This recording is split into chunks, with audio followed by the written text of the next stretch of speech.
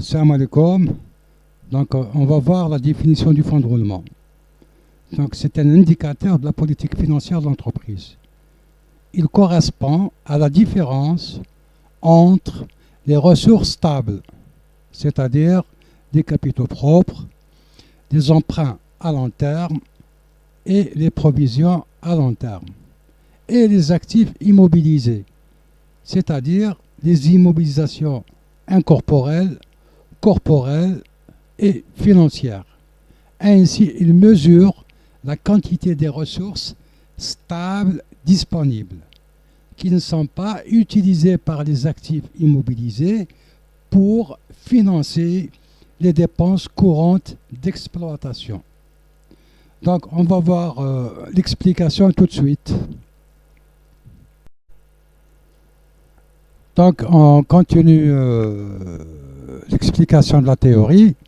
Donc, on a notre bilan avec les emplois et les ressources. C'est-à-dire les emplois, c'est le terme financier des actifs et les ressources, c'est le terme financier du passif. D'accord? Donc, nous avons les ressources stables propres pour 60% et les ressources stables financières pour 40%. Donc, un total de ressources stables de 100%. Donc, c'est toute cette partie. D'accord? Et en parallèle, nous avons les emplois stables. D'accord? Pour 78%. D'accord? Donc, c'est toute cette partie. D'accord? Donc, on a cette différence entre les ressources stables et les actifs immobilisés. C'est-à-dire entre ça et ça. Et cette différence, c'est la quantité des ressources stables disponibles. C'est-à-dire que c'est cette partie-là qui est disponible. D'accord? Qui ne sont pas utilisées par des actifs immobilisés. Donc cette partie-là, elle n'est pas utilisée par les emplois stables. D'accord? Donc, et cette différence, elle sert à financer les dépenses courantes d'exploitation que nous allons voir tout à l'heure. OK? Donc voilà l'illustration finale de l'explication de la théorie. Donc voilà nos ressources stables qui sont de 60 et ressources stables financières de 40. Ils financent les emplois stables à hauteur de 78%. Et c'est cette différence de 22% qui mesure la disponibilité des ressources stables. Ce qu'on appelle communément le fonds de roulement. Donc c'est un agrégat financier. Et ce fonds de roulement, il va financer les besoins d'exploitation que nous allons voir tout à l'heure. OK?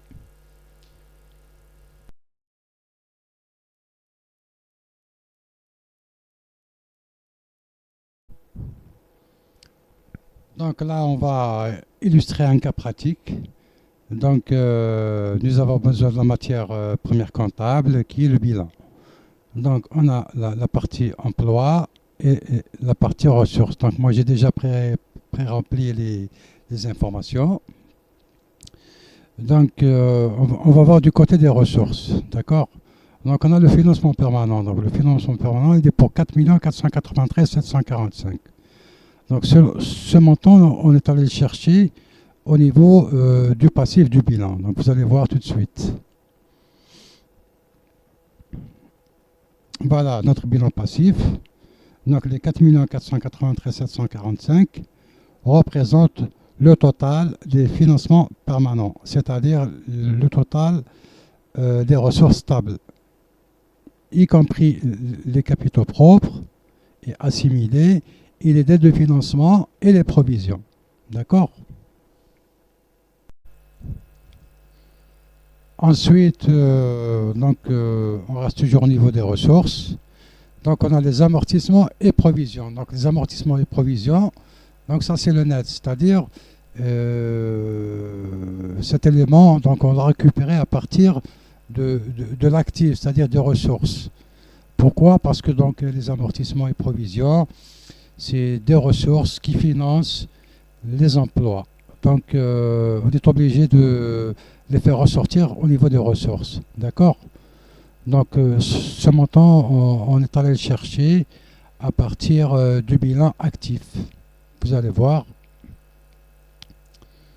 Voilà, donc c'est le bilan actif, amortissement provision. Donc, on prend le total net des actifs immobilisés au niveau des amortissements et provisions pour 6 942.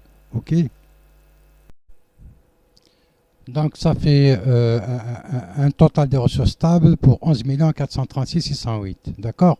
Donc, c'est le total des financements permanents et amortissements et provisions. Donc, le total des ressources stables, c'est ce montant-là.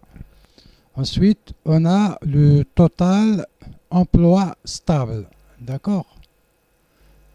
Total emploi stable, on a pour 8 950 046. D'accord? Donc, ce montant, on est allé le récupérer à partir du bilan actif pour 8 950 046 et qui représente 78% de ressources stables. D'accord?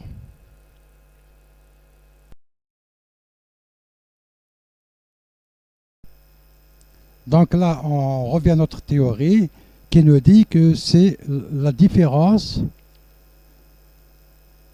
entre les ressources stables, les ressources stables et les emplois stables. D'accord? Donc la différence, c'est notre fonds de roulement. Donc notre fonds de roulement, c'est la quantité de ressources stables disponibles qui ne sont pas utilisées par les actifs immobilisés. Donc on a utilisé pour 8 950, c'est l'équivalent de 78%, il nous reste 22%. Donc les 22%, c'est la quantité de ressources stables disponibles qui nous permettent de financer le cycle d'exploitation, c'est-à-dire tout ce qui est stock, fournisseurs, personnel, la sécurité sociale, les impôts, etc., etc. Donc,